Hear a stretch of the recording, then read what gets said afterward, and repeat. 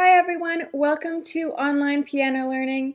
If you're new to my channel, my name is Sarah and I make videos all about learning piano as well as all the musicianship skills that you need to become a good musician, which includes ear training, music theory, sight reading, and much more. So if you are interested in learning, feel free to hit the subscribe button down below.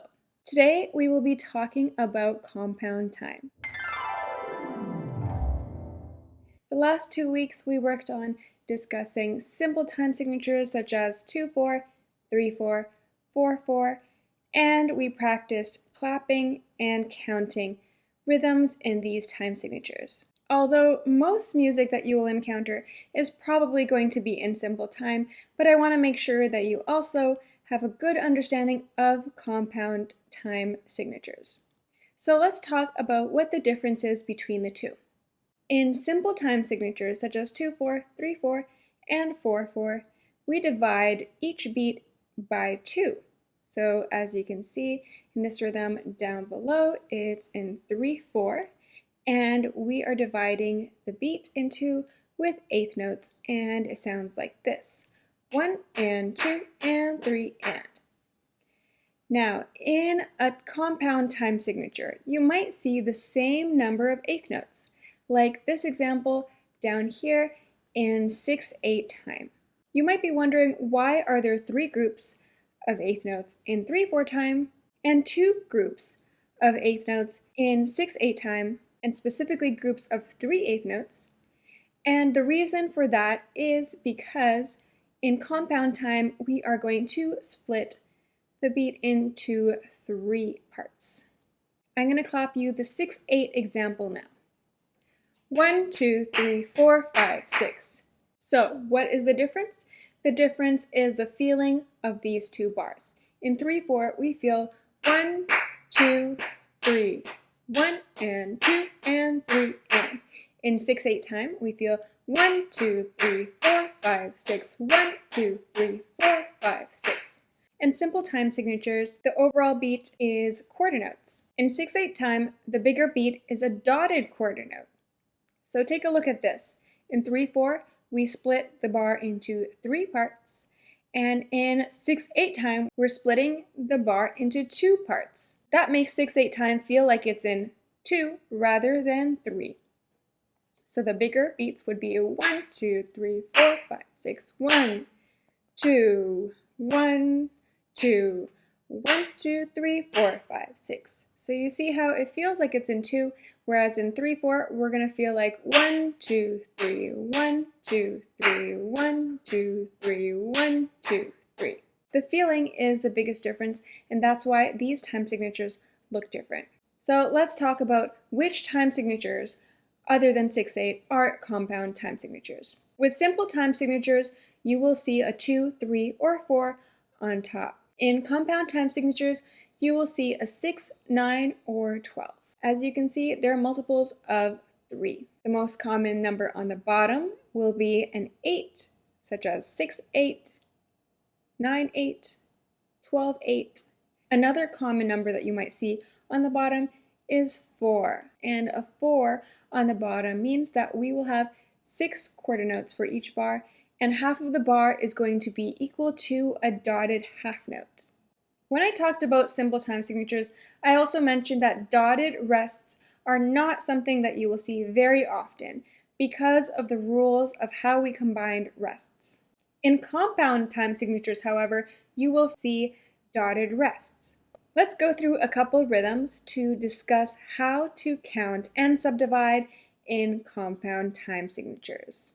Because 6/8 is the most common compound time signature, let's count through some 6/8 bars together. Here is 1 bar of 6/8 time. Because 8 is the number on the bottom, we're going to be counting 1 number for every single eighth note. This bar starts with a dotted quarter note, which is worth 3 beats because 3 eighth notes fit into a dotted quarter note. So we're going to write down 1, 2, 3. And then the second half of the bar is filled up with 3 eighth notes. And you see how we beam them together because it is part of the bigger beat, which is a dotted quarter note. So let's clap this rhythm together.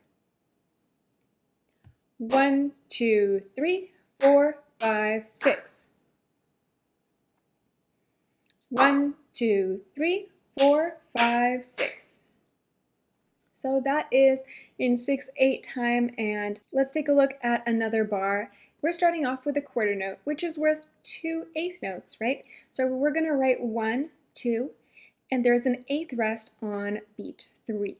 Then we have, instead of just 3 regular eighth notes, we have 1 eighth note, 2 16th notes, and 1 eighth note at the end. That means that 4 is going to be on the first eighth note there, 5 and will be on the 16th notes, and 6 will be on the last 16th note. Because those 16th notes are forcing us to subdivide, let's subdivide through the whole bar now.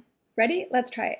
1 and 2 and 3 and 4 and 5 and 6 and 1 and 2 and 3 and 4 and 5 and 6 and. Very good. And now let's do another rhythm which has a lot of 16th notes. Here we're starting with 4 16th notes, and we're thinking of 2 16th notes equal to 1 beat, so we're going to write 1 and 2 and.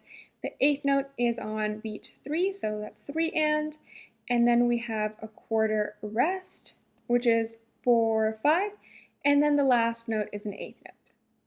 Let's try this. 1 and 2 and 3 and 4 and 5 and 6 and 1 and 2 and 3 and 4 and 5 and 6 and. I know that compound time can be intimidating at first when you first take a look at it. In my opinion, compound time is actually easier than counting in simple time in terms of 16th notes. When you have 16th notes in simple time, remember we have to count 1 eanda, 2 eanda, 3 eanda, 4 eanda, and that is a lot more subdividing than just counting 1 and. Before I end this video, let's try one rhythm in 6/4 time. 6/4 time is a little bit different because we are counting quarter notes again. But just like we were looking at the previous one, we were thinking dotted quarters are the bigger beats, and there's 2 of those in each bar. Here we're talking about dotted half notes as the bigger beats, and that each one would be worth half of the bar. And instead of eighth notes, we're counting quarter notes. 1 and 2 and 3 and 4 and 5 and 6 and 1 and 2 and 3 and 4 and 5 and 6 and. You see how that was not too different from 6/8, just that the note values are much longer. So my advice for reading compound time would be to figure out what is the type of note that you're counting, which is of course the bottom note in the time signature. Then you can figure out what kind of note gets half of a bar, because that is what we're going to be splitting down to smaller pieces. For example, a dotted quarter note would be split into 3 eighth notes. Essentially, we're splitting those into 3 beats rather than a quarter note into 2 beats like in simple time. I hope that this video helped you out with counting in compound time. I will be doing a practice video with a bunch of rhythms so we can go through them together just like in last week's video.